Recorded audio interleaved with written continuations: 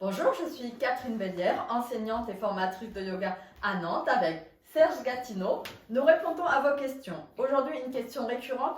Pourquoi tant de personnes souffrent de douleurs, de tensions au niveau des cervicales, des trapèzes ici et de la nuque? Serge? Eh bien, c'est assez simple à comprendre. Si vous vous asseyez sur une chaise comme ça et que vous cherchez le dossier, expérimentez, essayez donc de tourner votre tête et vous vous rendrez compte qu'il y a peu de mobilité dans les cervicales, alors que si vous ne cherchez pas le dossier et si au lieu de tirer votre bassin en avant, vous poussez votre bassin en arrière, que vous êtes assis vraiment sur l'avant de vos ischions, vous vous rendrez très vite compte que là, la mobilité de vos cervicales est bien plus importante. Vous n'avez plus les épaules enroulées et une nuque en hyperextension qui vous fait parler avec votre gorge et qui irrite vos cordes vocales. Et qui essouffle aussi. Et qui essouffle également. Voilà, alors quand je prends le bus ou le tram, je vois tout le monde assis vraiment sur les fesses. Voilà, donc ça c'est quelque chose vraiment à prendre en compte. On doit être assis en antéversion du bassin pour préserver la cambrure lombaire basse. On dit souvent il faudrait avoir le dos droit. Mais le dos droit, ça n'existe pas. Le dos droit, c'est un dos avec les courbes qui permettent que le rachis soit complètement souple et posé.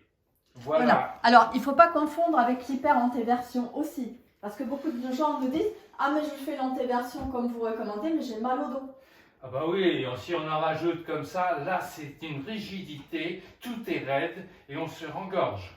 Et là, ça va encore plus amener des tensions dans les cervicales. Voilà, donc qu'on comprenne bien, si tu peux filmer. Donc qu'on comprenne bien. Ça, c'est une colonne vertébrale. Il y a un câble qui représente la moelle épinière en fait. Donc, quand on est bien assis sur le triangle antérieur du périnée, vous voyez, tout va être placé tout à fait correctement. Avec les épiniliaques et le pubis sur le même plan. On est assis plutôt sur l'avant des ischions et sur l'avant du périnée. Voilà. Sinon, ça, c'est la position assis vraiment sur le sacrum. Sur les fesses. Sur les fesses, hein, ce qu'on voit souvent dans les bus. Hein, moi, quand je prends le bus, je vois tout le monde assis comme ça, en fait. Donc là, on imagine bien que c'est un problème. On vous rappelle ce qu'on dit souvent, les courbes de la colonne vertébrale se déplacent. Vous ne pouvez pas les gommer. C'est-à-dire que ce que vous supprimez ici, eh bien, ça va se retrouver ici au niveau des cervicales et ainsi qu'au niveau de la syphose dorsale. Et l'hyperantéversion, c'est quelque chose où on se redresse ici. C'est un espèce de garde-à-vous. Par contraction du dos, qui Voilà. n'est pas fait pour ça. C'est pas fait pour ça. Après, donc, vraiment, les fesses en arrière,